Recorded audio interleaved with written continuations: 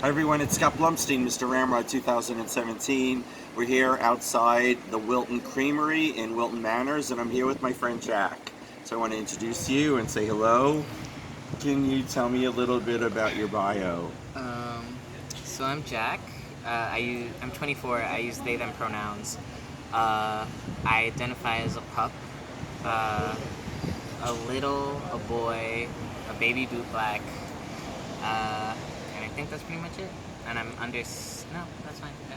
You just did an amazing video for ACLU. Can you tell me a little bit about that? Because I think it's pretty huge, and also how it feels, what the experience was like. Um, so yeah, I interviewed with the ACLU under this specific. They're trying to center youth activists in South Florida. So I was part of a bunch of other people that I know and other peers that do community organizing as youth activists to center their specific work and what they're doing, be it climate change or trans rights and liberation, reproductive justice, stuff like that. And it was pretty cool. I was very nervous, even though they did a great job editing it. So I didn't look as nervous as I really was and stumbling as much as I was during the interview, but it was pretty rad. Yeah. It was done in video or over the phone? Were the people physically there interviewing you? Yeah, we coordinated it so that I was doing it at my job at AHF. So it was basically an in-person interview with different cameras and photo shoot slash. What? It was really bougie. I felt professional as hell sitting in How that. how long did that whole interview take? Probably like half an hour. Really? I'm used to talking about it. Okay. And what was it like for you? I mean, everyone is making a big deal about it, and you were kind of So shy about it. poo-pooing it, and it's really a big deal. Not because ACLU is a national organization. It's well known. Everyone knows what it stands for, and that they sort you out is a huge feather in your cap.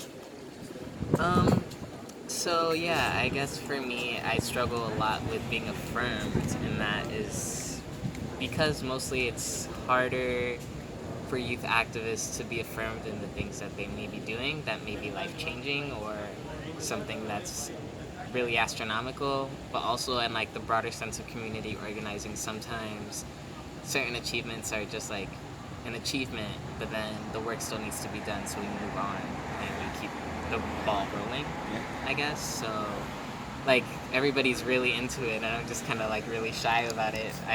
I just say the same things that I usually say all the time. It's just on organization's website right now. So I think that you should own it and be proud of it because it's a really big deal.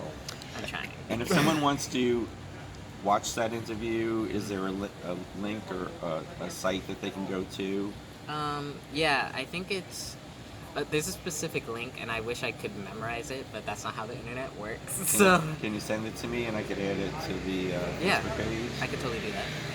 You were telling us earlier when we were talking that you've been an advocate and someone who helps people in the community as an activist since you were 13 years old. And I Yes. was saying, since I've known you, you have a really strong sense of self, especially not just for someone who's 25, but someone. I know 65-year-old men who are still struggling with who they are and what they want to be when they grow up. So how did you become so strong in your identity and have such a strong sense of self? So I started activism when I was 13 with a local organization to educate teachers, social workers, first responders across the whole entire spectrum of education. People that were on the front lines to potentially dealing with gender nonconforming or transgender youth. I was educating them, so parents as well. So when I came out of the closet, I was 13, 14, like a sophomore in high school.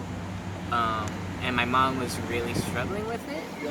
And so by necessity, I was struggling to find a resource for her. And by finding that resource for her, I ended up becoming a youth speaker with that organization. What? So it was very much kind of like a ABC thing. I didn't intend for it to happen, but it did. And I continued that work until almost a senior in high school. And then I became a youth. By that point, I was pretty much an established youth advocate at my school because I was advocating for my rights as a transgender student at my school. I was the first out transgender student in my high school as well. So I was advocating for myself in that regard, dealing with a lot of anti-trans bullying, gender, transphobia, homophobia, the whole nine yards. So I was really advocating for myself.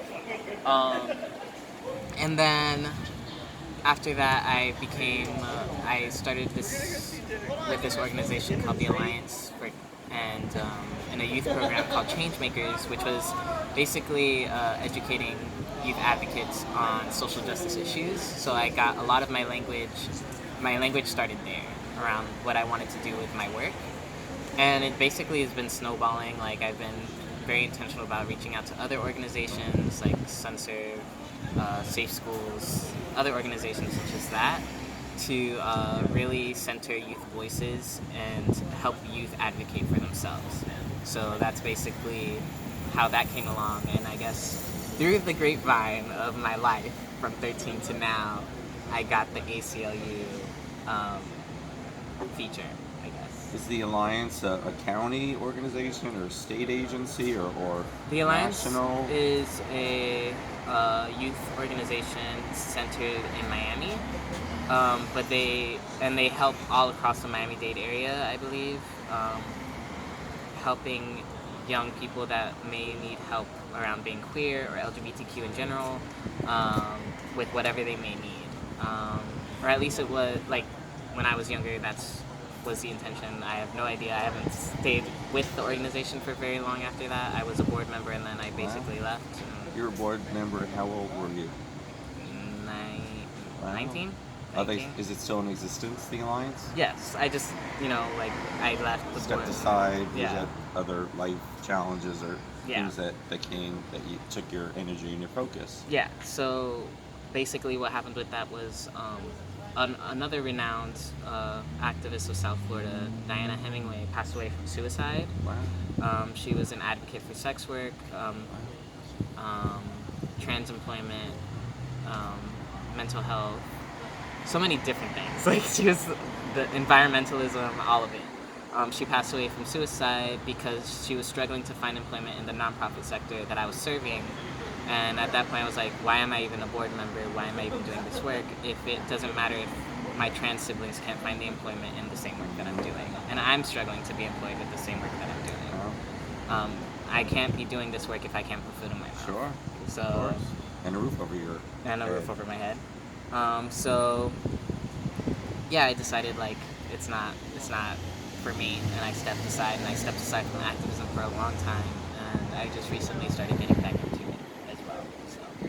You're involved with a lot of clubs and organizations in South Florida. Yes. Can you tell me what clubs and organizations that you advocate for or socialize with or Yeah. promote? So I help with Florida Fetish Rendezvous, which is a queer, trans-centered kink and leather group for noobs to the experience. That's at our local leather bar, the Ramrod, every third Saturday of the month, I believe. From 7 till 10 p.m. 7 till 10 p.m., but then we stay longer. Yeah. And then we get wings after, stuff like that. Oh, they don't tell me that. You could come over whenever you'd like. All right. I Just didn't ask know. and we'll let you know. We I have a didn't whole know. table at the Wingstop nearby. Okay. And I am a member of South Florida Kennel Club. I'm the social media coordinator. That's the working title right now, but I basically help with the social media aspect and event design for the South Florida Kennel Club, which is a local pup group in South Florida, which is all of the Tri-County. We have puppies from all over South Florida that come in. And I help. Oh, sorry. I'm sorry. And they have. I know they had a bowling night, and they have have meet bowling ice nights. cream. And We is have that ice on a cream. set night every month, or is it just you have to check the calendar, or you would join the Facebook? Yeah, you Well, could join our group Facebook page. group, which is South Florida Kennel Group, and it's basically what we have the time for because we're all functioning adults outside of kink and Yeah. leather. So most recently it was a karaoke night.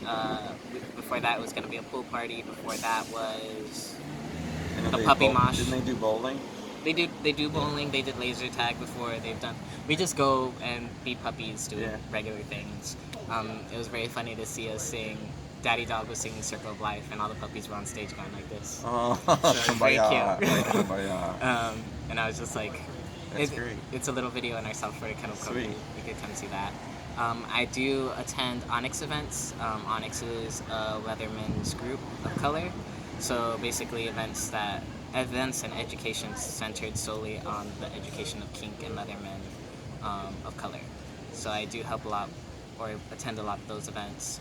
And that's Onyx Club Deep South, and Yes. they meet on the second Saturday of every month. It's open to everyone, and right now they're meeting at Milk Money Bar and Kitchen, and then they have a block crawl afterwards, and usually like 30 people show up for that. Yes, and they're really adorable. They I are. love them very much. What else? I have T, which is another person in community, Mixed T, does something called the Kinky Kiki, which is get together specifically only for cutie BIPOC folk, which is queer, trans, and Black Indigenous people of color.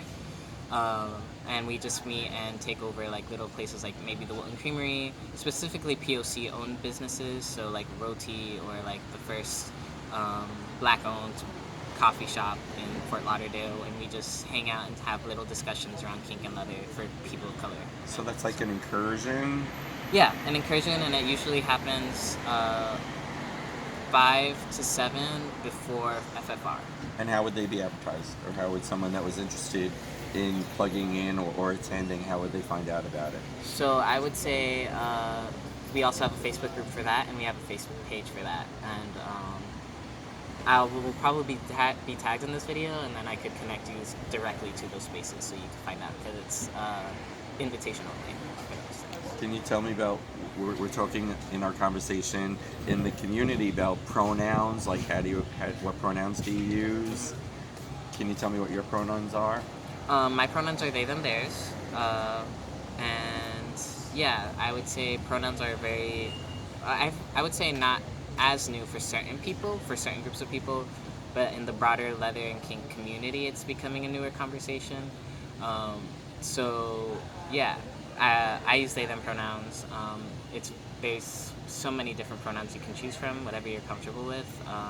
But it helps for cisgender people and to get with learning and saying their pronouns as well whenever they introduce themselves, because then that intentionally makes sure that trans people are know that they have somebody that they can count on in you by sharing that information. So for example, last night we were at FFR and it was the first time you had been asked what are your pronouns, I'm assuming. I stumbled. And you stumbled, and it happens because it's not a broader conversation that a lot of people are having. Yeah. But it's very different if you were to say, "Hi, I'm Scott Bloomstein, Mr. Ramrod 2017, and I use he, him, his pronouns." Then trans people know, oh, that's somebody that understands pronouns. I could tell them my pronouns as well, and I could understand. And that expands the dialogue and lets people know that you're an advocate and that they could be seen And that you're learning. Yes. And learning is better than not learning. So yeah. So what would you say to someone who's 25 and doesn't have a strong sense of self, or someone that is trying to find their identity? You kind of had not an easy, but like a I wouldn't say easy, but very intentional sense of self. I think as young people, queer, trans young people, especially growing up in this era of queer rights and trans rights, though we're not like in the AIDS crisis and we're not in like police raids and bar raids for some places, right? Specifically in South Florida, it's different. Some other places they're still dealing with those issues. You kind of have to work on yourself. I grew up in, let's put it this way. So when you think of queer and trans rights from a decade ago to now, whenever I ask that conversation of people that maybe never have had this conversation, to them their exposure is Maury, Jerry Springer, something that might have been on SVU, something like very negative connotations around that type of culture. And so I've had to grow up and be very intentional of being like, this is what I need to learn about myself. I've had access to areas and people in my life to affirm me in that, but I would never say it was easy. It's very much self-taught, very intentional by going out and reading my history as a person of color, as a queer person, as a trans person. I am very intentional of learning all of my history across the board. And that's how I think I've gotten a better sense of self. So yeah, I mean, 25, but also, you know, I guess there's also the reality of like, when you're queer and you're trans in certain aspects of yourself, you're surviving in a world that does not want you to exist, right? Or doesn't see you. Or doesn't see you, or like, if you think about it, you were young and then you grew up in like the AIDS crisis and in the time of police raids and all these other places where it was very hard to be yourself and be still open about yourself. And in that sense has instilled an instance of survival within you.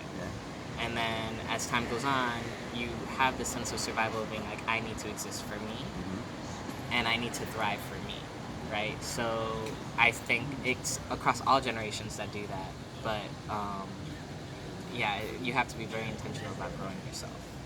Well, I'm a big fan of yours. I'm very proud of you.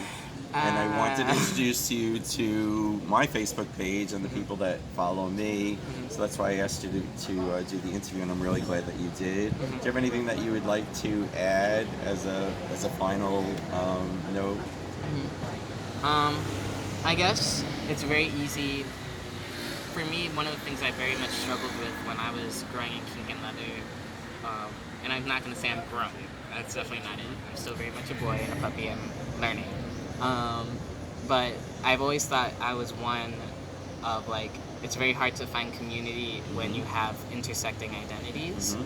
And I want to really share with like Florida Fetish Rendezvous, Kinky Kiki, Onyx Deep South, all of these different spaces that are nuanced in existing, that community for me and for other people like me is growing, and it's there, and we're making sure that we can get more people involved, which is why I'm plugging our stuff. Show up to all these events. I post them on Facebook. There's group pages for South Florida Kennel Club, for the Onyx Club Deep South, and Florida Fetish Rendezvous. Kinky Kiki, all that good stuff. I want to thank Jack for your time. Thanks. I want to thank Randy for helping with the video on Scott Blumstein, Mr. Ramrod 2017. Thank you.